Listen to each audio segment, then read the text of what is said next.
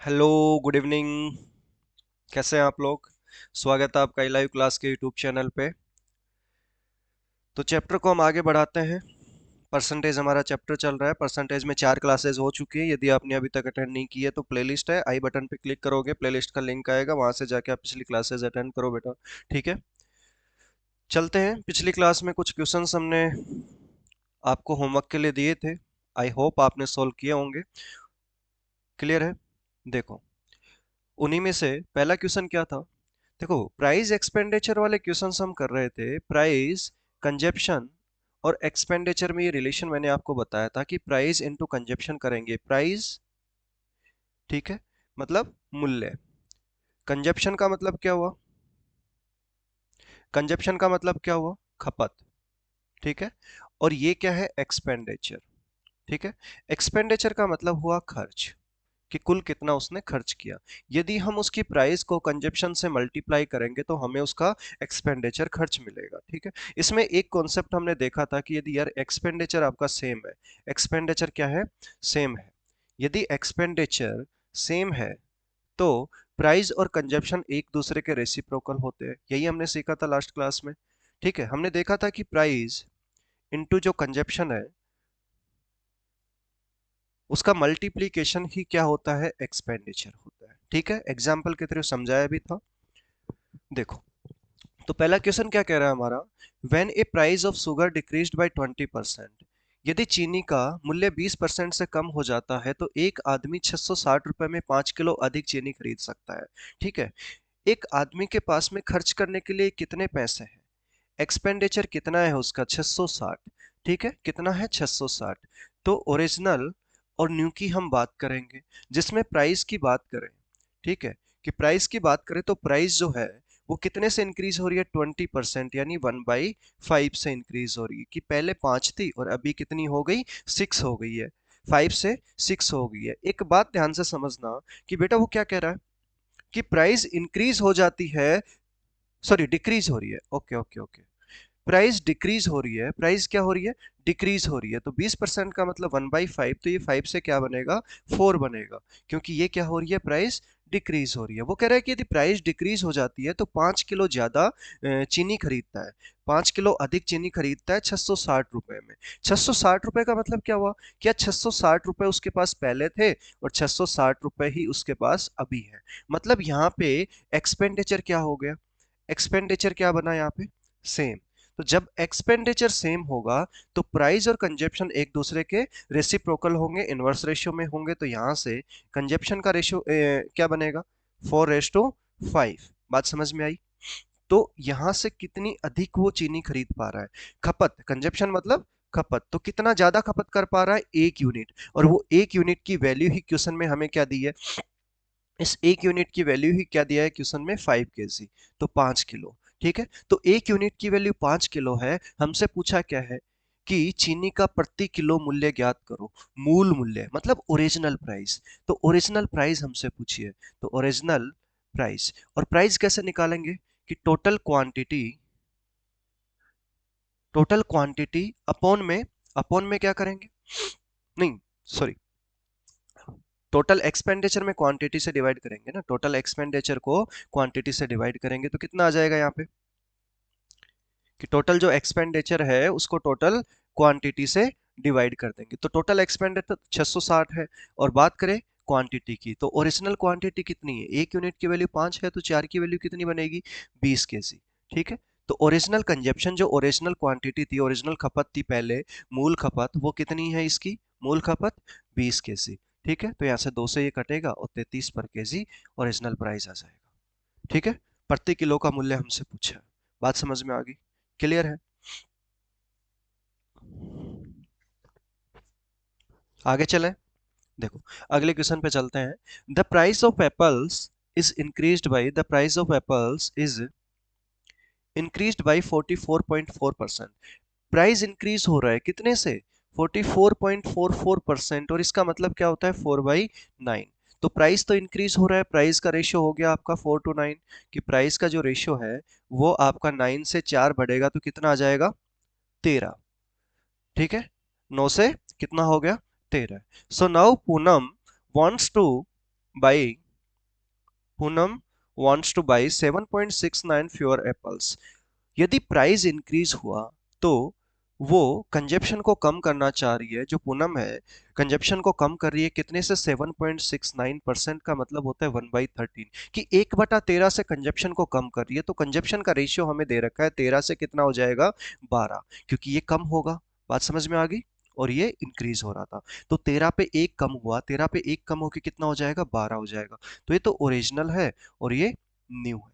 ठीक है, हमसे पूछा है कि परसेंटेज चेंज, उसके व्यय में प्रतिशत परिवर्तन कितना होगा। तो यदि बात करें उसके एक्सपेंडिचर की, उसके व्यय की, व्यय मतलब खर्च, ठीक है, तो उसके खर्च की बात करें तो खर्च क्या बनेगा, प्राइस इनटू कंजप्शन, यही बनेगा। तो प्राइस इनटू कंजप्शन आप फॉर्मूला लगा दो यहाँ पे। तो प्राइस कितनी है, 9 × 13 है, और यहाँ पे 13 × 12।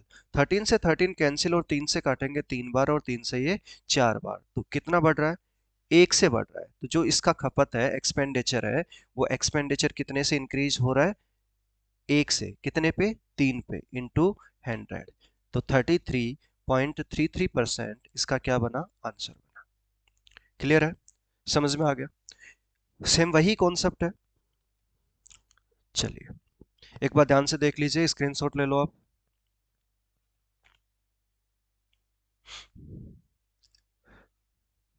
चलें आगे चलें, देखो अगले क्वेश्चन पे चलते हैं। The price of milk is decreased bye 28%। बेटा जो प्राइस है वो डिक्रीज हो रही है कितने से, 28% से। ठीक है, उसके बाद में क्या बोला है, by how much percent should Bubbly increase his consumption of milk so that his expenditure could only decrease by 1%। वो ये कह रहा है, क्वेश्चन में क्या बोला है कि यदि प्राइस डिक्रीज हो रही है 28% से, ठीक है, उसे खपत को, कंजप्शन को, खपत को क्या रखना है, अच्छा वो कह रहा है कि खपत को कितने परसेंट से इंक्रीज करें ताकि जो एक्सपेंडिचर है वो ओनली 1% डिक्रीज हो।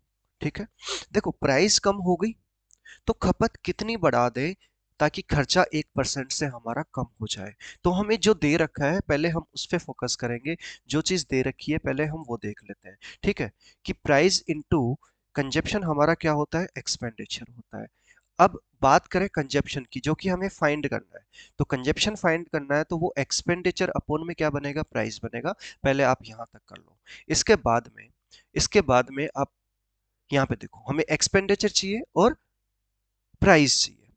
तो पहले हम एक्सपेंडिचर का रेशियो देख लेते हैं कि ओरिजिनल और न्यू क्या रेशियो बनेगा, 1% से कम हो रहा है, मतलब 100 से एक कम होके कितना हो जाएगा, 99 हो जाएगा। ठीक है, बात करें प्राइस की, तो प्राइस 28% से कम हो रहा है। तो 28% का मतलब क्या होता है, 28% का मतलब क्या होता है, 7 × 4 ना, तो 7/25 बनेगा, क्योंकि बेटा 4% का मतलब क्या होता है, 1/25। तो ये 7/25 बनेगा, कि पहले 25 था और 25 से 7 डिक्रीज हो रहा है, तो 7 डिक्रीज होके कितना हो जाएगा, 25 से डिक्रीज करो 7 को, 25 से 7 डिक्रीज होके कितना बनेगा, 18 बनेगा। ठीक है, कितना बना, 18 बना। अब बात करें कंजप्शन की, कंजप्शन की बात करें, खपत की बात करें, तो खपत का रेशियो क्या बनेगा, खपत क्या होती है, एक्सपेंडिचर अपॉन में प्राइस, यानी 100/25, और यहाँ पे 99 अपॉन में कितना आ जाएगा, 18। बात समझ आ गई कि ये तो कितनी बार कैंसिल हुआ, 100/25 का मतलब क्या हुआ बेटा, 4 बना। और यहाँ पे कितने से जा रहा है, 11 से, और ये नीचे कितना आ जाएगा, 9 से 2 बार। क्रॉस मल्टीप्लाई कर देंगे तो 4 × 2, और यहाँ पे 11, तो 8:11।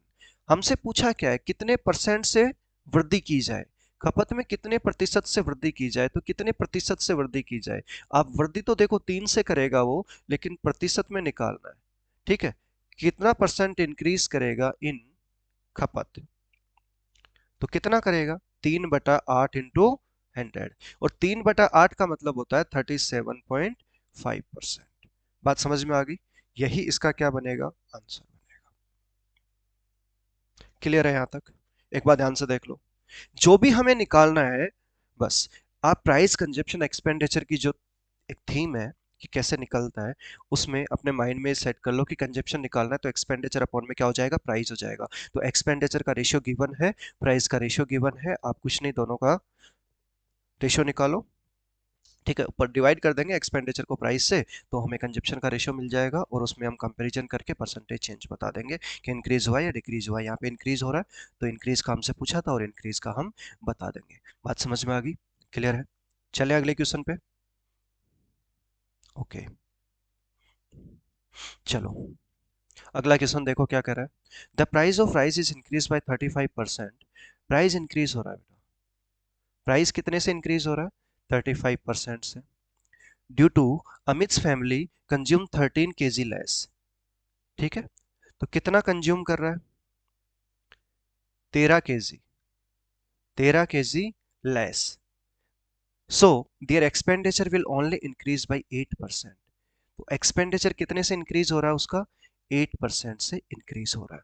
देखो प्राइस बढ़ गया, उसने प्राइस बढ़ा है तो उसने क्या किया, कंजप्शन कम कर दिया, अपनी खपत जो है कम कर दी है, अपनी खपत कम करी तो एक्सपेंडिचर भी कम हो गया, लेकिन उसने खपत में 13 kg कम किया, बस 13 kg कम किया।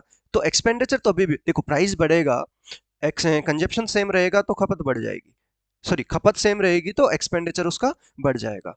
ठीक है, देखो प्राइस इंटू कंजप्शन क्या होता है, एक्सपेंडिचर होता है। यदि कंजप्शन को हम सेम कर दें, ठीक है, ये बढ़ेगा तो ये भी बढ़ेगा, लेकिन यहाँ पे प्राइस बढ़ी है, अब उसने इसको 13 kg लेस कर दिया, 13 kg कम किया।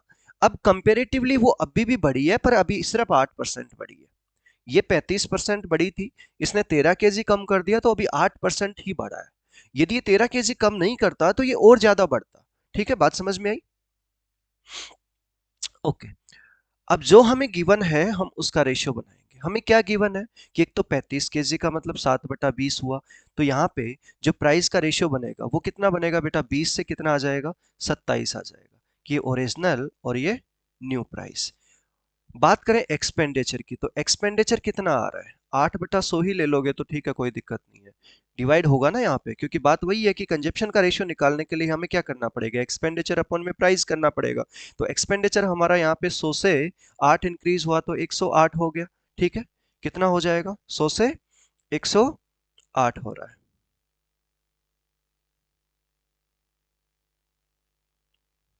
कोई दिक्कत नहीं, आप इसे 2/25 भी कर सकते थे। ठीक है, 2/25 कर सकते हो, 2/25 कर लोगे तो यहाँ पे क्या बनेगा, 25, और यहाँ पे 2 से इंक्रीज हो जाएगा तो कितना बनेगा, 27 बनेगा। क्लियर है? ओके, तो यहाँ पे कंजप्शन का रेशियो क्या बनेगा बेटा, 25/20, और यहाँ पे तो 27/27 बन गया। ठीक है, तो ये तो कैंसिल हो जाएगा। बात करें इसकी, तो ये 5 से 5 बार, 5 से 4 बार, तो रेशियो क्या बना, 5:4 उधर चला जाएगा। ठीक है, 5:4। हमसे क्या कह रहा है वो, कि 13 kg लेस हुआ है। बट यहाँ पे क्वेश्चन में आप रेशियो में ध्यान से देखोगे तो ये जो खपत का रेशियो आया, ये जो खपत का रेशियो आ रहा है कि 5 से 4 हो रहा है, 1 से कम हो रहा है, तो ये 1 की वैल्यू कितनी आएगी, 13 kg ना। बेटा 1 की वैल्यू कितनी आ रही है, 13 kg। 1 यूनिट की वैल्यू हमें पता है कि 13 किलो आ गई। तो 1 यूनिट की वैल्यू 13 किलो, हमसे पूछा क्या है, वास्तविक खपत ज्ञात करो, तो वास्तविक खपत तो यही है ना उसकी। तो वास्तविक खपत कितनी आ जाएगी, 13 × 5 यानी 65। तो 65 इसका क्या बनेगा आंसर, 65 kg। क्लियर है, 65 किलो आंसर। सॉल्यूशन के बाद में जहां पोज आता है स्क्रीनशॉट ले लिया करो। ठीक है, चले अगले। देखो लास्ट क्वेश्चन है, ध्यान से समझना, इस टाइप का लास्ट क्वेश्चन है, कहने का मतलब। देखो ध्यान से पढ़ो क्या कह रहा है, पनीर की बात कर रहा है। ठीक है, क्या बात कर रहा है कि पनीर की कीमत में 13.33% की कमी आई, कि जो प्राइस है उसमें 13.33% की कमी आई। इसका मतलब होता है 2/15, 6.66% का 2 गुना है, तो इसका मतलब 2/15। तो जो रेशियो बनेगा हमारे पास में प्राइस का, वो 15 से कितना बनेगा, 13 बनेगा, कि ये ओरिजिनल वाला हो गया और ये करंट वाला या न्यू वाला। ठीक है, करंट कंजप्शन या करंट की बात करें, करंट प्राइस हो गया, सॉरी न्यू प्राइस हो गया। ओके, उसके बाद में क्या कह रहा है, जिसके कारण एक परिवार 1950 रुपए में 10 किलो अधिक पनीर खरीदता है। अभी हमने ऐसा क्वेश्चन किया था एक, याद है, कि 1950 रुपए में 10 किलो अधिक पनीर खरीदता है, कि उसके पास 1950 रुपए है और अभी भी 1950 रुपए ही है। भाई पहले ओरिजिनली भी इतने ही थे और अभी भी उसके पास इतने ही है। ठीक है, तो एक्सपेंडिचर यहाँ पे क्या बना बेटा, सेम बना, कि जब एक्सपेंडिचर सेम होगा तो प्राइस कंजप्शन एक दूसरे के रिवर्स होंगे। तो यहाँ पे कंजप्शन का जो रेशियो आएगा वो कितना आएगा, 13 से 15। कंजप्शन खपत कितने से बढ़ी, कि जो उसकी खपत है, उपभोग है, वो कितने से बढ़ा उसका, 2 से। और ये 2 की वैल्यू क्वेश्चन में क्या बोली है, कि 10 किलो अधिक पनीर खरीदता है। कितना अधिक खरीदता है, 10 किलो। बात समझ में आई,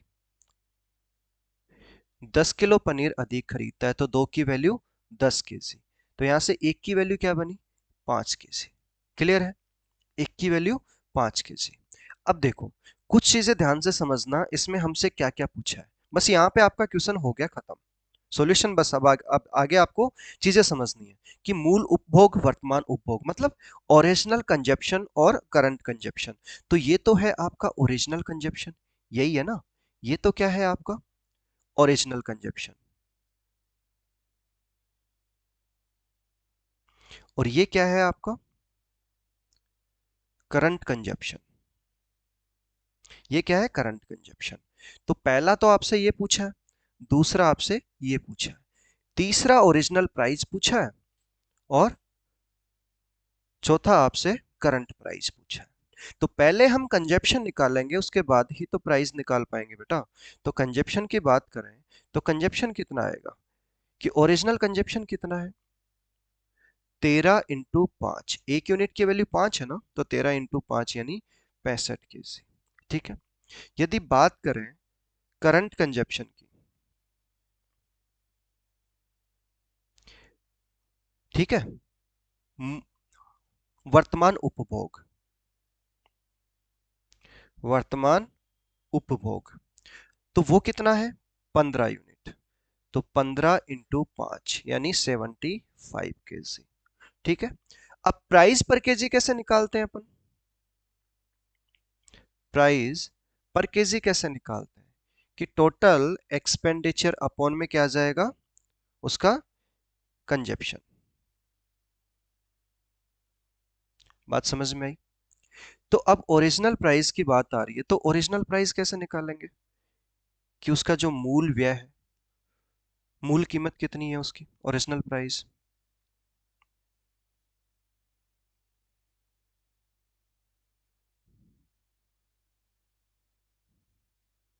मूल कीमत 1900, कितना बोला उसने, 1950 रुपए में कितना खरीद रहा है पहले, 65 केजी। 1950 में कितना खरीद रहा है, 65, तो यहां से प्राइस आ जाएगी।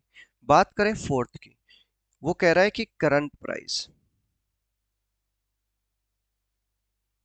यानी वर्तमान मूल्य, वर्तमान मूल्य 1950 डिवाइड बाई में 75। बात समझ में आई।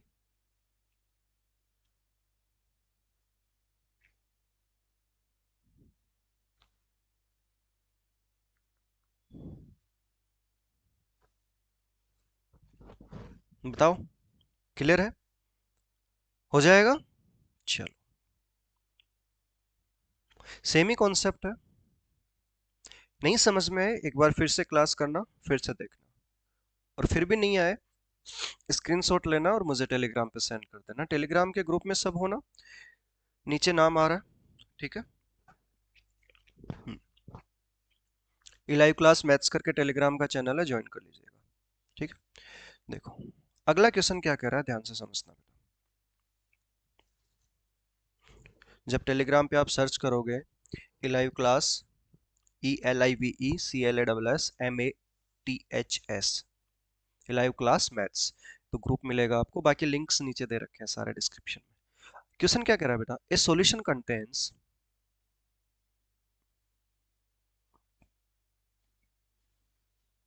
24% शुगर एक सॉल्यूशन है, कंटेन्स 24% शुगर। ध्यान से देखना, शुगर बोलिए, ठीक है, शुगर 24% है। उसके बाद में क्या कह रहा है, 21 लीटर वाटर गेट्स इवेपोरेटेड,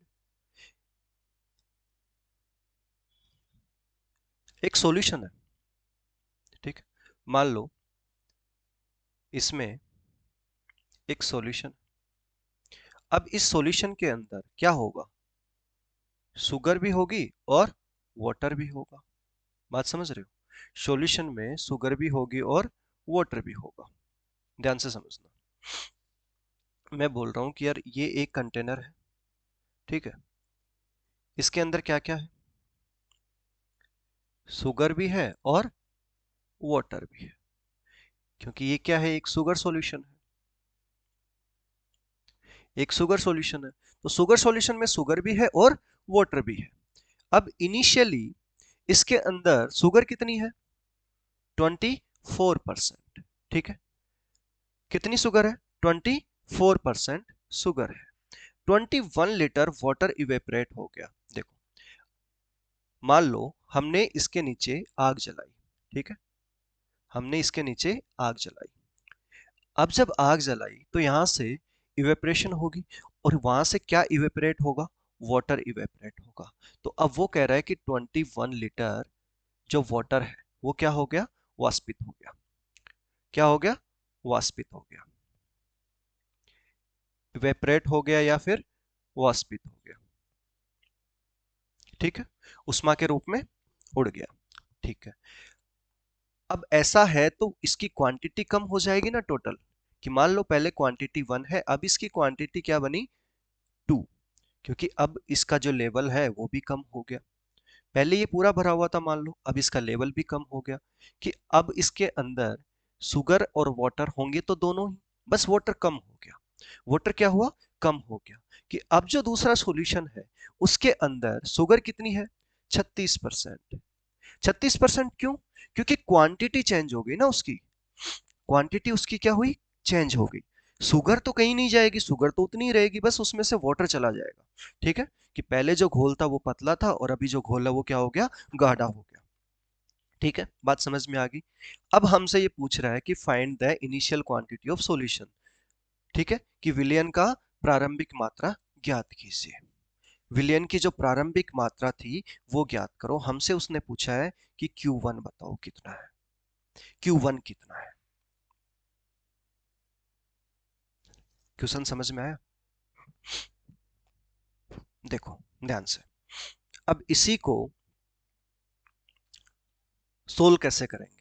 यहाँ पे एक तो रेशियो में देखो, ये पैटर्न आता है रेशियो वाले क्वेश्चंस में, तो मैं पहले एक बार रेशियो से बता देता हूँ आपको, कोशिश करता हूँ आपको समझ में आ जाए, बाकी हम इसको परसेंटेज वाले कॉन्सेप्ट से करेंगे डायरेक्ट, वो फिर मैं दोबारा बताता हूँ आपको, कि इसके अंदर शुगर है और वाटर है।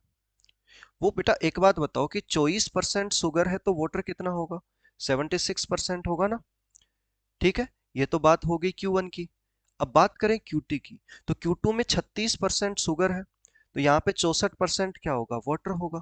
देखो परसेंटेज से तो परसेंटेज कैंसिल हो जाएगा, परसेंटेज से तो परसेंटेज कैंसिल हो जाएगा, भाई पहले इनिशियल में हम रेशियो ले लें यहाँ पे, तो ये कितने से कट रहा है,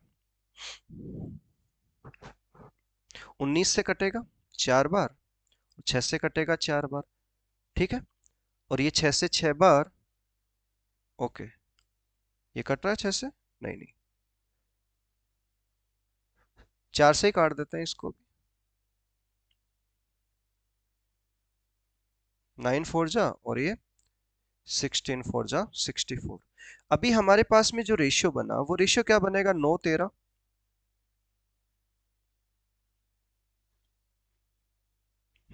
कितना रेशियो बन रहा है, 6 से 19 का और यहां से 9 से 16 का, यही रेशियो बना हमारे पास में, ठीक है।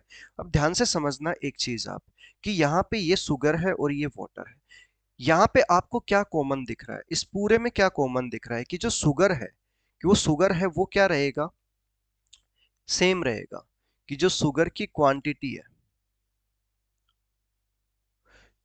कि जो इसकी मात्रा है वो क्या रहेगी, समान रहेगी। तो समान रहेगी तो इन दोनों को क्या करेंगे हम, सेम बनाएंगे। ठीक है, तो यहाँ पे बात करें शुगर की और वाटर की, कि इनके बीच में जो अनुपात आएगा वो क्या आएगा। देखो कि पहले यहाँ पे 6 को हम कितने से गुणा कर दें, 3 से ना, तो 18 बनेगा, और इसको 2 से करेंगे तो 18 बनेगा। तो इसको भी 3 से करेंगे और इसको भी 2 से करेंगे, ऊपर दोनों को सेम से, नीचे दोनों को सेम से, ताकि कोई फर्क ना पड़े। तो ये 18 से कितना आ जाएगा, 57 आएगा, और ये कितना आ जाएगा, 18 से कितना आएगा, 32 आएगा। अब मुझे बताओ कितना कम हो रहा है वाटर यहाँ पे यूनिट में, कितना कम हो रहा है, 25। अब 25 कम हो रहा है ना, तो 25 की वैल्यू हमें 21 लीटर दी है। यही तो बोला है कि वाटर इतने से कम हो रहा है। और टोटल क्वांटिटी वन कितनी है हमारे पास में, कि Q1 कितना है, 18 प्लस 57, जो कि कितना आएगा, 75। तो 75 की वैल्यू कितनी आ जाएगी फिर, 75 की वैल्यू कितनी आएगी, 75 की वैल्यू कितनी आएगी, 21/25 इंटू 75। तो ये 3 बार कटा तो 21 63, 63। तो टोटल ये 63 हमारा आंसर आ जाएगा। तो ये तो हो गया रेशियो से, और ये रेशियो से ना थोड़ा सा बहुत लेंदी जाता है, जो रेशियो वाली प्रोसेस है ना इसकी, वो बहुत लेंदी है। अब देखो इसको परसेंटेज से कैसे करेंगे, ध्यान से समझना, परसेंटेज से इसको कैसे करेंगे। कॉन्सेप्ट बेटा एक बार बहुत अच्छे से समझ लेना, ठीक है।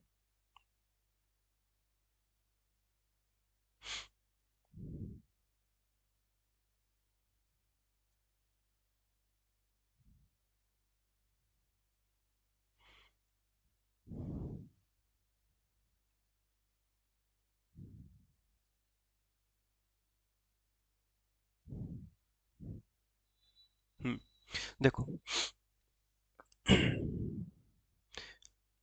सॉल्यूशन में क्या है, शुगर है और वाटर है।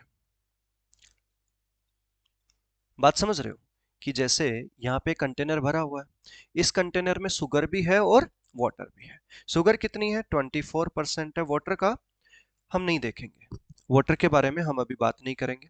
ठीक है, इसमें से वाटर इवेपोरेट हो रहा है 21 लीटर। अब जो सॉल्यूशन बचा है उसकी क्वांटिटी कम होगी, पहले क्वांटिटी 1 थी, क्वांटिटी 2 होगी। अब इसके अंदर शुगर और वाटर में से जो शुगर है वो कितना है, 36% है। आपको जब भी ऐसा क्वेश्चन आए तो आपको बस वो एक चीज देखनी है, क्या, कि इन दोनों में से ऐसी कौन सी चीज है जो सेम रहेगी, जो क्या रहेगी, सेम रहेगी, या जिसकी क्वांटिटी क्या रहेगी, सेम रहेगी।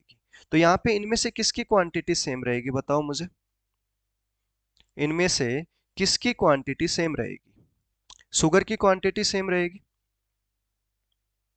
क्लियर है।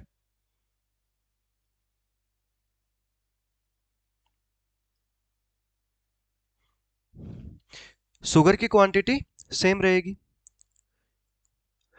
और शुगर का परसेंटेज कैसे निकालेंगे, जैसे मान लो फॉर एग्जांपल, इधर देखो राइट में, यदि मैं आपसे कहूं कि क्वांटिटी, टोटल क्वांटिटी हमारे पास में 100 केजी है, ठीक है। अब इसमें से जो शुगर है सॉल्यूशन की, भाई सॉल्यूशन की टोटल क्वांटिटी 100 केजी है या 100 लीटर है, तो उसमें से शुगर मैं कहूं कि शुगर हमारे पास में 24% है, तो हम शुगर कैसे निकालेंगे, शुगर कैसे निकालेंगे, हम कहेंगे कि यार जो शुगर का परसेंट है, कि sugar percentage of total quantity, तो हमें शुगर की क्वांटिटी मिलेगी, हमें क्या मिलेगी, शुगर की क्वांटिटी मिलेगी, यही ना, कि शुगर परसेंटेज कितना है, 24% है, किसका, टोटल क्वांटिटी 100 केजी का, तो कितना आ जाएगा, 24 केजी।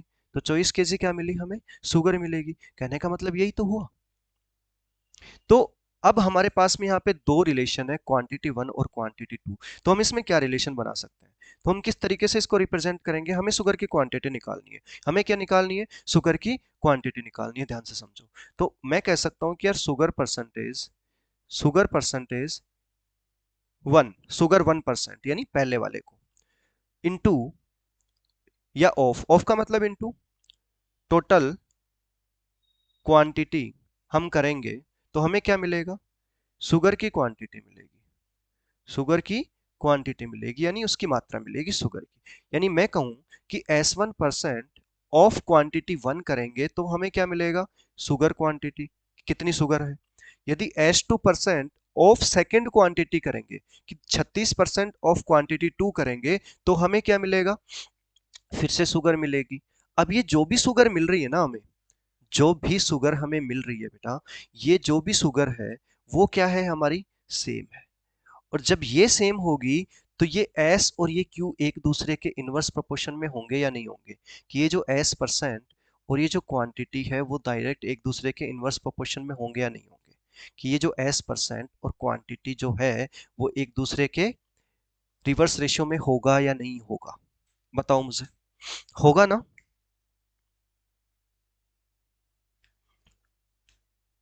क्लियर है? और ये परसेंटेज किसका लेंगे, जो सेम है, क्योंकि शुगर सेम है तो शुगर परसेंटेज लेंगे। अरे अभी तो देखा हमने प्राइस इनटू कंजप्शन, कि प्राइस इनटू कंजप्शन जो आ रहा था, देखो, कि price into consumption equal to expenditure था, तो जब एक्सपेंडिचर सेम था, जब एक्सपेंडिचर सेम था तो ये एक दूसरे के इनवर्स थे ना, कितनी बार समझाऊंगा। ठीक है, तो यहीं से मैं डायरेक्ट बता देता हूँ कि ये दोनों एक दूसरे के क्या होंगे, इनवर्स होंगे। बात समझ में आ गई? इनवर्स होंगे, बता देता हूँ कैसे, कि 24% इंटू Q1 इक्वल टू क्या बनेगा, शुगर बनेगा, और 36% और इंटू Q2 क्या बनेगा, शुगर बनेगा। बात समझ में आ गई? तो भी शुगर बनेगा। अब इसको सेम रखने के लिए देखो, यहाँ पे 24% है या 36% है, तो हम पहले इनका रेशियो ले लेते हैं ताकि थोड़ा आसान हो जाए कैलकुलेशन। एक बार थोड़ा डिटेल में बता देता हूँ, फिर समझ आ जाएगा। इनका रेशियो ले लेते हैं, कितने से जाएगा, 12 से 2 बार, 12 से 3 बार, तो 2 into Q1, 3 into Q2 equal to, अब यहाँ पे जो भी चीज आएगी ना वो क्या होनी चाहिए, सेम होनी चाहिए। अब इसको सेम बनाने के लिए हमें यहाँ पे क्या करना पड़ेगा, Q1 की जगह क्या करना पड़ेगा, Q1 की जगह क्या करना पड़ेगा, 3 करना पड़ेगा, और यहाँ पे 2 करना पड़ेगा, तभी तो देखो यहाँ 6 और 6 आएगा। तो कहने का मतलब कि ये तो S परसेंट की बात हो रही है, कि S परसेंट का जो रेशियो आ रहा है वो कितना है, 24% से 36%, यानी S परसेंट का जो रेशियो आ रहा है वो 2:3 आ रहा है। तो जब क्वांटिटी का रेशियो क्या आएगा फिर, 3:2 आएगा, क्योंकि उसका उल्टा ही तो हो जाएगा ना। तो जब भी S परसेंट का रेशियो क्वांटिटी के क्या होगा, इनवर्स होगा। कब होगा, जब इस टाइप का क्वेश्चन आएगा कि जिसके अंदर कोई भी एक चीज सेम है। ठीक है, कि शुगर सेम है, जैसे कि शुगर सेम है तो हम उसका परसेंटेज लेंगे, यदि वाटर सेम होता तो हम उसका परसेंटेज लेते। ठीक है, अब वो कह रहा है कि क्वांटिटी, अब एक बात बताओ कि वाटर जितने से कम हुआ, यहाँ से वाटर 21 से कम हुआ, तो टोटल क्वांटिटी भी तो 21 से ही कम होगी। तो जब टोटल क्वांटिटी बेटा 21 से कम हुई तो यहाँ से एक कम हो रही है, तो एक की वैल्यू कितनी आएगी, 21 लीटर। इनिशियल में क्वांटिटी तो ये है, ये इनिशियल है, ये फाइनल है, तो इनिशियल में क्वांटिटी 3 है, तो 3 इंटू 21 यानी 63। तो ये हमारा क्या बनेगा, आंसर बनेगा। तो इससे ये क्वेश्चन बहुत आसान हो जाता है। यदि अब आपको कॉन्सेप्ट समझ में आ गया है, कॉन्सेप्ट समझ में आ गया है, तो अब मैं एक बार फिर से इसको रिपीट करवाता हूँ। अब रिपीट करवा रहा हूँ, ध्यान से समझना। वो क्या कह रहा है कि एक मिश्रण में 24% चीनी है, ठीक है, शुगर कितनी है, 24% है, 21 लीटर पानी वाष्पित हो गया, तो क्वांटिटी और क्वांटिटी टू, ये भी 21 का फर्क आएगा, कि 21 लीटर जो पानी वाष्पित हो गया है, तो टोटल क्वांटिटी भी तो हमारी 21 से कम हो गई। अब घोल में 36% चीनी बची है, कि अब 36%, तो इनिशियल में 24% थी, और अभी फाइनल में, वर्तमान में, करंट में 36% बची है चीनी। तो बताओ क्वांटिटी। तो बेटा जब मैं ये कह रहा हूं कि अब यहाँ पे शुगर और वाटर की बात हो रही है, शुगर और वाटर की बात हो रही है, ठीक है, इन दोनों में से कोई भी एक सेम है। यदि ये सेम है तो जो सेम है उसका परसेंटेज इनवर्स होगा किसके, क्वांटिटी के। बात समझ में आई? तो शुगर का परसेंटेज का जो रेशियो है, ठीक है, तो वो निकाल लेते हैं हम, कि शुगर कितना है, रेशियो कितना आ रहा है, कि जो शुगर है उसका रेशियो कितना आ रहा है, 24%। परसेंटेज से परसेंटेज कैंसिल, 12 से 2 बार, 12 से 3 बार, तो 2:3। तो ये 2:3 आ गया, तो क्वांटिटी का रेशियो क्या आएगा, क्वांटिटी का रेशियो कितना आ जाएगा, जो इसकी कुल मात्रा है, जो इसकी मात्रा है उसका रेशियो क्या आएगा, 3:2। कितने से कम हो रहा है, एक से, जो कि एक की वैल्यू कितनी है, 21 लीटर से कम हो रहा है, तो 21 लीटर से। तो उससे हमसे प्रारंभिक मात्रा पूछी है, क्या पूछा है हमसे, प्रारंभिक मात्रा। ठीक है, यही ना, तो यही तो है प्रारंभिक, ये प्रारंभिक है और ये वर्तमान वाला है। ठीक है, लास्ट वाला।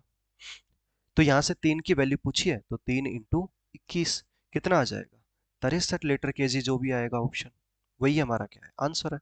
समझ गए ना बात? तो इसी पे बेस्ड एक और क्वेश्चन है, ध्यान से करते हैं। कॉन्सेप्ट अच्छे से समझ में आ गया? स्क्रीनशॉट ले लो एक बार इसका।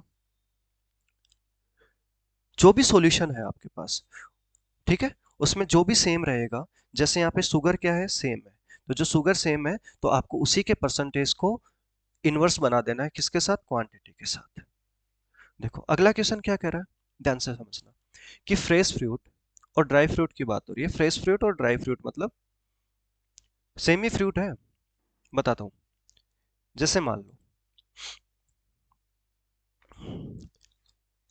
फ्रेश फ्रूट और ड्राई फ्रूट की बात करें, जैसे मान लो अंगूर एक एग्जांपल ले लेते हैं, ठीक है, कि अंगूर जैसे ये है, ठीक है, कि अंगूर पहले फ्रेश है, अब फ्रेश है तो इसके अंदर इसका पल्प जो गुदा होता है और वाटर होगा। लेकिन जब हम इसको सुखा दें और जब ये बिल्कुल ड्राई हो जाएगा, तो ड्राई हो जाएगा तो ये क्या बन जाएगा, किशमिश बनेगा। अब जब किशमिश बन गया तो इसके अंदर तो वाटर कम हो गया ना, तो अब पल्प बचेगा इसमें, या तो पल्प बचेगा या फिर वाटर बचेगा। तो अब इसके अंदर वाटर टू बनेगा और ये वाटर वन बनेगा। ठीक है, अब ये कम हो जाएगा, जो वाटर है वो क्या हो जाएगा, कम हो जाएगा जब ये ड्राई होगा। तो ये तो फ्रेश था और ये क्या है, ड्राई है। कि जब ये ड्राई में कन्वर्ट होगा तो जो उसका पल्प वाला पार्ट है, ठीक है, जो उसका सूखे वाला पार्ट है, ड्राई पार्ट है, अब इसके अंदर दो होंगे ना, कि एक ड्राई पार्ट होगा एक वाटर पार्ट होगा। जो भी कोई भी फ्रूट है उसके अंदर एक ड्राई पार्ट होता है एक वाटर पार्ट होता है। ठीक है, तो हम बात करते हैं फ्रेश फ्रूट की, और एक होता है ड्राई फ्रूट। कि फ्रेश फ्रूट के अंदर भी दो पार्ट होते हैं, कि एक तो उसका पल्प वाला जो कि ड्राई पार्ट होता है, ठीक है, और एक होता है उसमें वाटर वाला पार्ट। और सेम इसी तरीके से इसके अंदर भी एक ड्राई वाला पार्ट होगा, या मैं बोलूं पल्प, और एक होगा वाटर। ठीक है, देखो ध्यान से,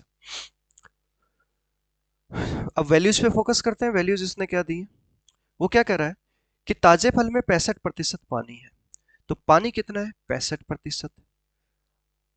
ठीक है, और सूखे मेवे में, ड्राई फ्रूट में 5% पानी है, तो यहां पानी कितना है, 5% है। अब ये 5% है और ये कितना है, 65% है। अब वो कह रहा है कि 228 किलो ताजे फलों से, ताजे फलों की क्वांटिटी कितनी दे रखी है, 228 केजी। ठीक है, और इसकी क्वांटिटी हमसे पूछी है। ठीक है, कि ये 228 से कितने ड्राई फ्रूट मिल सकते हैं। ठीक है, कितने किलो ड्राई फ्रूट हमें मिल सकते हैं, हमसे यही पूछा है। तो बेटा ये 65% है, तो ये कितना बनेगा, 35%। ठीक है, और ये कितना बनेगा, ये 5% है, तो 95%। अब एक बात बताओ कि इसके अंदर क्या सेम रहेगा, इन दोनों में क्या सेम रहेगा, कि ये जो पल्प है ना वो सेम रहेगा, ये क्या रहेगा, सेम रहेगा। तो जो सेम होता है, जो सेम होता है, ठीक है, उसी का परसेंटेज हम इन्वर्स कर देते हैं, किसके, क्वांटिटी के। उसी का परसेंटेज हम इन्वर्स कर देते हैं क्वांटिटी के। तो बेटा पी की वैल्यू की बात करें कि पल्प फ्रेश फ्रूट में और ड्राई फ्रूट में, कि यहाँ कितना है, 35%, और यहाँ पे कितना है, 95। 5 से कटेगा 7 और ये 19। ठीक है, तो क्वांटिटी का रेशियो क्या बनेगा, 19 से 7, कितना आ जाएगा, 19 से 7 आ जाएगा। अब 19 की वैल्यू दे रखी है हमें कितनी, 228 केजी। ठीक है, तो 7 की वैल्यू कितनी आ जाएगी। ठीक है, तो 19 की वैल्यू कितनी दे रखी है बेटा, 228 केजी। ठीक है, तो यहां से एक यूनिट की वैल्यू कितनी आ जाएगी, 12 केजी। भाई 190 10 बार गया, 19 दूनी 38, 12 केजी आ जाएगी। तो 7 की वैल्यू कितनी आएगी, इंटू 12। ठीक है, 12 7 जा 84 केजी। यही हमारा क्या बनेगा, आंसर बनेगा। बात समझ में आ गई, कि हमें पता है कि जो पल्प है, ठीक है, या जो ड्राई पार्ट है, वो फ्रेश फ्रूट में, फ्रेश फ्रूट में कितना है, 35% है, और ड्राई फ्रूट में कितना है, 95% है। ठीक है, तो हमने जब इनका रेशियो लिया तो ये 7 बचा और ये 19 बचा। तो अभी हमें पता है कि जो पी परसेंट है, या पी का जो रेशियो है, पल्प का रेशियो इनवर्स होगा किसके, क्वांटिटी के। तो बेटा यहाँ पे क्वांटिटी का रेशियो क्या आएगा, यानी उसकी कुल मात्रा का रेशियो क्या आएगा, 19:7। हमसे कह रहा है कि यदि 228 केजी, 228 केजी फ्रेश फ्रूट है, तो ड्राई फ्रूट कितने केजी आएंगे। बात समझ में आ गई, ये हमें निकालना है। तो 19 की वैल्यू हमें पता है, 19 की वैल्यू कितनी है, 228 केजी। तो एक की वैल्यू कितनी आएगी? 228 बटे में 19 यानी 12 केसी। तो 7 की वैल्यू कितनी आ जाएगी? 7 इंटू 12 यानी 84 केसी। बात समझ में आ गई? क्लियर है? आसान से क्वेश्चन है, काफी आसान है। ठीक है, ध्यान से देखो एक बार सॉल्यूशन को।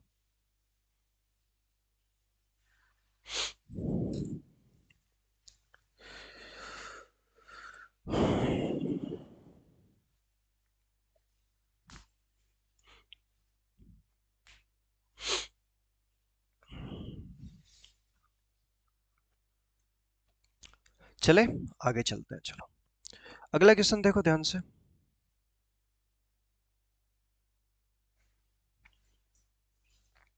A person saves 45.45% of his income. एक व्यक्ति अपनी आय का 45.45 बचाता है। बचाता है मतलब सेविंग करता है। तो कितना सेव कर रहा है वो? 45.45% ऑफ इनकम, अपनी आय का इतना सेव करता है। ठीक है, तो इसका मतलब क्या हुआ? 45.45% का मतलब क्या हुआ? 9.09 का 5 गुना ना, तो 5/11। तो यदि ये सेविंग है मतलब इतना परसेंट वो सेव करता है 11 का इनकम का, तो ऑफ इनकम की बात कर रहा है, तो ये 11 क्या बना यहाँ पे? इनकम बचा। ये क्या बना? इनकम बना। और ये क्या बनी? उसकी सेविंग बनी। ये बात समझ में आ गई कि 45.45% वो सेव कर रहा है ऑफ इनकम का। तो मतलब जिसके रेस्पेक्ट में वो कैलकुलेट हुआ है, तो वो रेस्पेक्टिव वैल्यू तो क्या बनी? उसकी इनकम बनी। तो अपॉन में तो 11 है, वो तो इनकम बन गया, और ऊपर 5 आ जाएगा। ठीक है, तो 5 क्या बना? सेविंग। ठीक है, ओके। तो 5 सेविंग हो गया। अब एक चीज मुझे बताओ कि हमें पता है कि यार इनकम कितनी है उसकी? 11। 11 इनकम है। सेविंग कितनी है? 5 है। तो एक्सपेंडिचर क्या बनेगा? 6 बनेगा। क्यों? क्योंकि हमें यह बात पता होनी चाहिए कि यदि सेविंग को और एक्सपेंडिचर को ऐड कर दें, ठीक है, बचत को और खर्च को यदि ऐड कर दिया जाए तो क्या बनता है? इनकम बनता है। तो क्या बनेगा? इनकम यानी उसकी आय। बात समझ में आ गई? ओके। अब उसके बाद में वो क्या कह रहा है? देखो, उसके बाद में वो कह रहा है कि यदि बचत में 24% की वृद्धि होती है, बचत में 24% की वृद्धि होती है, तो ये है उसकी बचत। इसमें 24% की वृद्धि होती है। और व्यय में 35% की वृद्धि होती है। व्यय यानी एक्सपेंडिचर में 35% का इंक्रीमेंट होता है। ठीक है, तो बताओ उसकी आय में प्रतिशत वृद्धि कितनी होगी? तो उसकी इनकम में कितने परसेंटेज का चेंज आएगा कि इसकी इनकम कितने परसेंट से इंक्रीज होगी? बात समझ में आ गई? तो ये हमसे पूछा है। कोई दिक्कत नहीं है, करो। देखो, ब्लैक में ब्लैक, ओके, व्हाइट ले लेते हैं। कि इनकम उसकी कितनी है? एक 11। सेविंग कितनी है? 50, सॉरी 5, और एक्सपेंडिचर 6।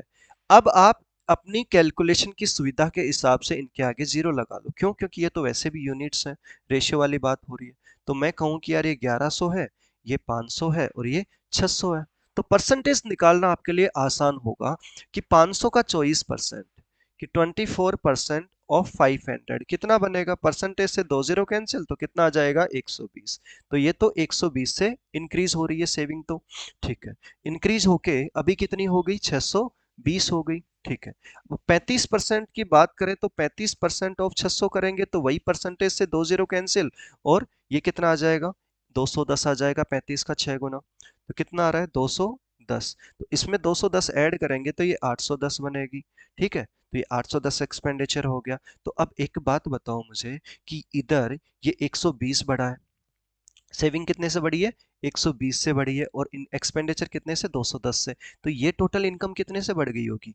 इन दोनों का एडिशन, तो इन दोनों का एडिशन करो। दोनों का एडिशन करोगे तो कितना आएगा? 330। तो 330 बढ़ी है, तो 330 बढ़ के कितनी हो जाएगी? 1430। 30, पर हमसे तो परसेंटेज इंक्रीज पूछा है इन इनकम। तो इनकम में आय में प्रतिशत इंक्रीज कितना आ जाएगा कि टोटल 330 से बड़ी है बेटा। तो जब 330 से बड़ी है कितने पे, 1100 पे इंटू 100। बात समझ रहे हो ना। तो पर 20 से 20 कैंसिल, 11 से 3 बार कटा तो कितना आ जाएगा, 30%। तो यही हमारा क्या बना, आंसर। ठीक है, समझ आ गया। देखो क्वेश्चन की जो वैल्यूज है कंपैरेटिवली बहुत आसान आती है, और कंपैरेटिवली इससे अच्छी भी आ सकती हैं। यदि उसको पेपर को थोड़ा लेंदी या कैलकुलेटिव करना है तो इससे अच्छी भी आ सकती है, बट कॉन्सेप्ट यही रहेगा बेटा। अभी मैं 10%, 20%, 15% करके भी सोल्व करवा सकता हूँ, बट मैं चाहता हूँ कि थोड़ी सी कैलकुलेशन हो, थोड़ी सी मुश्किल कैलकुलेशन हो, थोड़ी सी बस, ताकि आपके लिए आसान हो जाए सीखना। ठीक है, क्योंकि क्या होता है ना, थोड़ी सी कैलकुलेशन मुश्किल होती है तो हम क्वेश्चन पे थोड़ा सा टाइम ज्यादा देते हैं समझाने में। ठीक है, और क्वेश्चन बहुत अच्छे से हमारे दिमाग में सेट होता है। चलो अगला क्वेश्चन देखो, सेम ऐसा ही है। क्या कह रहा है वो, स्पेंड कर रहा है मतलब खर्च कर रहा है, अपनी आय का 75% खर्च करता है। तो बेटा कितना खर्च कर रहा है वो, यानी एक्सपेंडिचर की बात हो रही है, 75% ऑफ इनकम। तो 75% का मतलब क्या होता है, 3/4। तो 4 तो क्या बनी, इनकम, और ये 3 क्या बना, एक्सपेंडिचर। ठीक है, तो वही इनकम कितनी है, 4, एक्सपेंडिचर कितना है, 3। तो सेविंग कितनी बनी यहां पे, 1, कि 4 में से 3 चला गया तो सेविंग 1। समझ आ गया, क्योंकि saving plus expenditure equal to क्या बना, इनकम। ओके, अब उसके बाद में क्या कह रहा है कि उसकी आय में 20% की वृद्धि हो जाती है, कि आय में 20% की वृद्धि होती है और उसके खर्च में 10% की वृद्धि होती है। तो बताओ उसकी सेविंग में कितने प्रतिशत की वृद्धि हो जाएगी। ठीक, वही तरीका। देखो कैलकुलेशन बचानी है तो बेटा 2 जीरो लगा दो, परसेंटेज की बात कर रहे हो ना। 400 का 20% कितना आएगा, परसेंटेज से 2 जीरो, 20 चौका 80। तो ये 80 से बढ़ गई, 480 हो गई। ये आप नहीं भी लिखोगे तो चलेगा, कोई दिक्कत नहीं है, बस मैं तो लिख के बता रहा हूँ। 10% बढ़ाएंगे तो 10% कितना आएगा, 30। तो 30 बढ़ाया तो कितना आ गया बेटा, 330। और यहाँ पे बताओ कितने परसेंट से बढ़ाएंगे, कि इनकम, सेविंग कितने से बढ़ी है, कि उसकी सेविंग कितने से बढ़ी है। सेविंग में चेंज क्या आया, कि इनकम में 80 से चेंज आया, तो एक्सपेंडिचर में 30 से आया तो सेविंग में 50 से आएगा ना। भाई इनकम में से तो एक्सपेंडिचर को तो माइनस करेंगे ना। देखो इनकम में से एक्सपेंडिचर माइनस करेंगे तो सेविंग आएगी, यही ना। तो इनकम कितना है, 480। 480 में से 330 माइनस करेंगे तो ये कितना आएगा, 150। तो सेविंग कितनी आई, 150 ना। तो 150 मतलब यहाँ 50। तो परसेंटेज, ये भी प्लस का 50, ध्यान रखना, यदि माइनस का आ जाता तो फिर डिक्रीज हो जाती सेविंग, कि परसेंटेज इंक्रीज इन सेविंग। और वो कितना आएगा, 50 किस पे, 100 पे इंटू 100, यानी 50%। देखो कंपेरेटिवली ये क्वेश्चन ज्यादा आसान लग रहा होगा पिछले वाले के, क्योंकि पिछले वाले में थोड़ी वैल्यूज अटपटी थी। अटपटी समझते हो ना क्या होती है, हाँ, सब समझदार हो।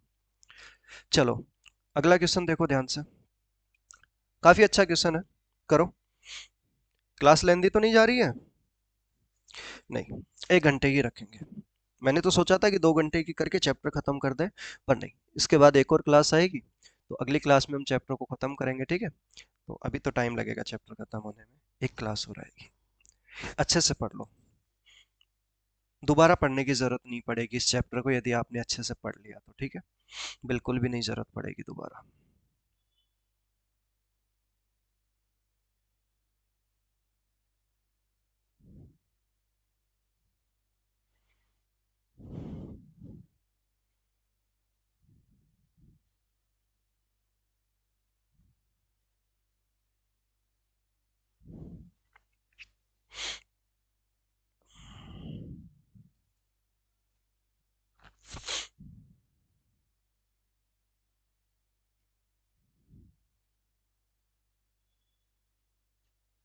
करो, ट्राई करो।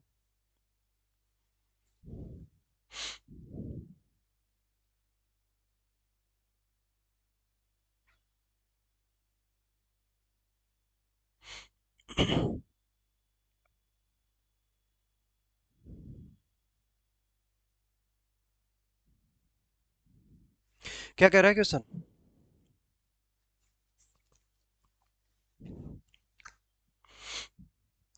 If the income tax is increased by 17%, net income is decreased by 3%. Net income decrease हो रही है 3% से। ठीक है, बात कर रहा है टैक्स की, कि इनकम टैक्स इंक्रीज हो रहा है कितने से। इनकम टैक्स का मतलब क्या हुआ? टैक्स रेट की बात हो रही है ना, कि जो टैक्स है वो इंक्रीज हो रहा है 17% से, और जो नेट इनकम है वो डिक्रीज हो रही है 3% से। तो रेट ऑफ इनकम टैक्स बताओ। तो rate of income tax find करनी है। इन तीनों में रिलेशन क्या होता है, देखो ध्यान से। इन तीनों में रिलेशन क्या होता है? कोई भी पर्सन है, उसकी क्या होती है? एक इनकम होती है, कि इनकम में से यदि हम टैक्स को माइनस कर दें तो हमें क्या मिलता है? नेट इनकम मिलती है। क्या मिलती है? नेट इनकम मिलती है। ये बात तो समझ में आ गई सबको? ये क्लियर है? ठीक है। अब मुझे एक चीज समझाओ बेटा, ध्यान से देखो, कि मान लो कोई पर्सन है, उसकी इनकम 100 रुपए, कितनी है? 100 रुपए। अब उस 100 रुपए में से यदि वो 5 रुपए टैक्स देता है तो उसकी नेट इनकम कितनी बचती है? उसकी नेट इनकम कितनी बचती है? 95 बचती है। 95 बची। ओके, क्लियर है कि इनकम में से टैक्स को माइनस कर दिया तो नेट इनकम आ गई। ठीक है, उस पर्सन की इनकम अभी भी 100 है, लेकिन उसका टैक्स इंक्रीज हो जाता है 5 रुपए से, और इंक्रीज होके कितना हो जाता है? 10। तो अब मुझे बताओ उसकी नेट इनकम कितनी? 90। और ये कितने से कम हो गई? 5 से कम हुई ना? कितने से कम हो गई?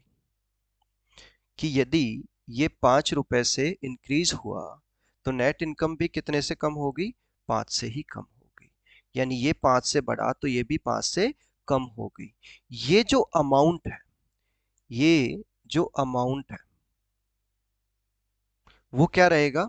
सेम रहेगा। ठीक है, ये क्या रहेगा? सेम रहेगा।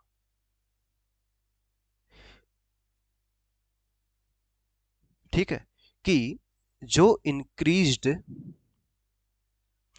इंक्रीज टैक्स अमाउंट है और जो डिक्रीज्ड नेट इनकम का अमाउंट है, वो दोनों क्या होंगे? सेम होंगे। परसेंटेज वैल्यू अलग अलग हो सकती है। परसेंटेज वैल्यू अलग अलग हो सकती है। कैसे हो सकती है अलग अलग? क्यों? क्योंकि ये जो 5 है ना, इसको परसेंटेज में बात करें कि टैक्स हमारा कितने परसेंट से इंक्रीज हुआ है, तो 5 किस पे? 5 यानी इंटू 100। तो ये तो 100% इंक्रीज हुआ है। ठीक है, यदि बात करें इसकी कि कितने परसेंट से डिक्रीज हुई है हमारी नेट इनकम, तो 5 डिक्रीज हुई है 95 पे, इंटू 100 यानी 5.26%। 1/19, 5.26%, 1/19। तो यहां पे ये चीज समझना कि 100% ऑफ टैक्स इज इक्वल है 5.26% ऑफ नेट इनकम के। हमें उनके अमाउंट को सेम करना है। तो ये रिलेशन बनेगा हमारे पास में, कि जो परसेंटेज चेंज है, परसेंटेज चेंज किसका? टैक्स का, वो इक्वल है percentage change of net income के। ये बात समझ में आ गई? बात समझ में आ गई? ये रिजल्ट हमें मिला।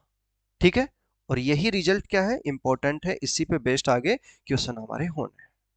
देखो, अब हम क्वेश्चन पे आते हैं। ठीक है, हमें रिजल्ट समझ में आया, और रिजल्ट क्या है हमारा?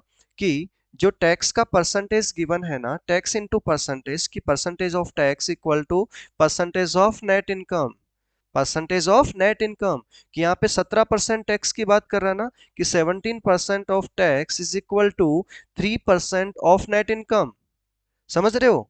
तो यहां से बात करें टैक्स और नेट इनकम के रिलेशन की, तो यहाँ पे 3/17 आएगा। परसेंटेज से परसेंटेज तो खत्म, यानी टैक्स 3 है, नेट इनकम 17 है, कि टैक्स तो 3 है, नेट इनकम 17 है। जब नेट इनकम 17 है, टैक्स 3 है, तो इनकम कितना हुआ होगा? इनकम कितना हुआ होगा? इनकम 20 हुआ होगा ना बेटा। तो इनकम कितना हुआ होगा? 20 हुआ होगा। और जब हमें रेट निकालनी है, तो रेट कैसे निकालेंगे हम? टैक्स रेट कैसे निकालेंगे? कि कितना टैक्स है अपॉन में इनकम इंटू में 100। तो कितना आएगा? 3/20 इंटू में 100, और 3/20 का मतलब होता है 15%। तो टैक्स रेट हमारी क्या आएगी बेटा? 15%। ठीक है, 15%। ठीक है, तो अब मैं सेम कलर से मार्क कर रहा हूं, आपको बस वो वैल्यूज उठानी है सीधी और डायरेक्ट पुट करनी है। और वो वैल्यूज कहाँ पुट करनी है? आपने इस फॉर्मूले में पुट करनी है। कि देखो, जो टैक्स के साथ वैल्यू लिखी है, कि जो टैक्स के साथ में लिखा हुआ है, जो टैक्स के साथ में लिखा हुआ है उसे आप नेट इनकम के साथ में डाल दोगे। ठीक है, कि जो टैक्स के साथ लिखा हुआ है वो कहाँ जाएगा? नेट इनकम के साथ में चला जाएगा। ठीक है, वो नेट इनकम के साथ में जाएगा। क्लियर है? और जो इनकम, सॉरी, नेट इनकम के साथ लिखा हुआ है, जो नेट इनकम के साथ लिखा हुआ है वो कहां पे जाएगा? टैक्स में चला जाएगा। एक दूसरे के अपोजिट हो जाएंगे। ठीक है, एक दूसरे के अपोजिट। ठीक है, क्वेश्चन से ही आप डायरेक्ट करोगे। ठीक है, क्वेश्चन से ही आप डायरेक्ट करोगे। और क्वेश्चन से कैसे डायरेक्ट करोगे बताऊं? देखो बताता हूं।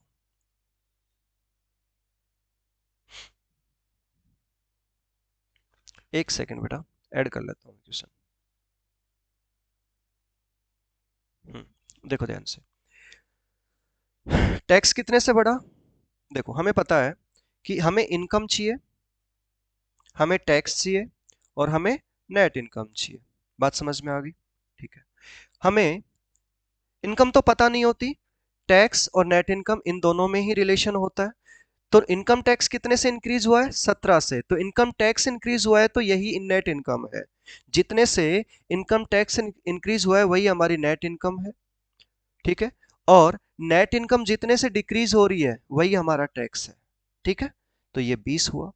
तो हमने कुछ नहीं करना, इतना भी नहीं लिखना है, आपने ये सब भी नहीं लिखना है। आपने बस यहां देखना है कि जितने से नेट इनकम डिक्रीज हुई है, कि जो नेट इनकम जितने से डिक्रीज हुई है, जैसे 3% से, तो आपने रेट निकालनी है ना, टैक्स रेट। तो आपने 3 वही लिखना है, कि वही 3 यहाँ लिखना है, और नीचे दोनों का एडिशन।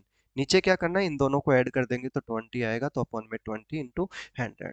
तो आपका 15% डायरेक्ट आंसर आएगा। डिटेल में मैंने आपको समझा दिया, डिटेल में मैंने आपको समझा दिया। अब मैं डायरेक्ट समझाता हूँ कि नेट इनकम कितने से डिक्रीज हो रही है? 4 से, टैक्स 21 से बढ़ रहा है, तो रेट बताओ। तो रेट कितनी आएगी? कि 4 अपॉन में, जितने से नेट इनकम डिक्रीज हो रही है, ध्यान रखना, जितने से नेट इनकम डिक्रीज हो रही है, परसेंटेज जो नेट इनकम वाला है, ठीक है, नेट इनकम वाला है, अपॉन में नीचे दोनों का टोटल। और टोटल कितना है? 25। तो अपॉन में 25 इंटू में 100। तो 4/25 का मतलब होता है बेटा 16%। समझ रहे हो ना? हमने देखा कि percentage of tax is equal to percentage of net income equal होता है। तो परसेंटेज ऑफ टैक्स तो 21 है ना। ठीक है, कि 21% of tax is equal to 4% of net income. तो यहां से टैक्स और नेट इनकम का जो रेशियो आएगा, जो नेट इनकम का रेशियो आएगा वो क्या आएगा? 4/21। तो टैक्स तो 4 है, नेट इनकम कितनी है? 21 है। तो इनकम कितनी होगी? 25 होएगी। तो रेट कैसे निकालते हैं हम? टैक्स रेट कैसे निकालते हैं? कि कितना टैक्स है अपॉन में इनकम इनटू में 100। तो टैक्स कितना है? 4। तो 4 में टोटल इनकम 25। तो यही चीज तो हम यहाँ डायरेक्ट कर रहे हैं ना पहले से ही। बात समझ में आ गई?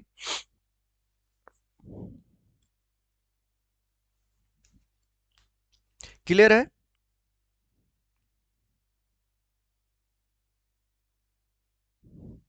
चलिए, बहुत बढ़िया। अब इसके बाद में हमारे पास में इलेक्शन बेस्ड क्वेश्चंस हैं और एग्जामिनेशन वाले दो टाइप हमारे पास में बचे हैं, वो हम अगली क्लास में करेंगे। ठीक है बेटा, टेलीग्राम का ग्रुप ज्वाइन कर लेना। ठीक है, और ऐप डाउनलोड करो। आपको यहाँ पे फ्री टेस्ट मिलेंगे, और जो भी क्विजेज हैं, डेली क्विज मिलती हैं, फ्री स्टडी मटेरियल मिलेगा। ठीक है, ओके। और टेलीग्राम का ग्रुप ज्वाइन कर लेना, जो भी डाउट्स हो आप वहाँ पे पूछ लेना, टेलीग्राम पे आप ग्रुप में मैसेज करो या फिर मुझे डायरेक्ट सेंड करो। क्लियर है? तो अगली क्लास में हम दोनों टाइप्स को कवर करके चैप्टर को खत्म कर देंगे, एक क्लास और होएगी। पिछली क्लासेस आपने नहीं करी हैं तो आप क्लास देख लो एक बार जाके, प्लेलिस्ट है पूरी परसेंटेज के नाम से। ओके, चलिए, बाय।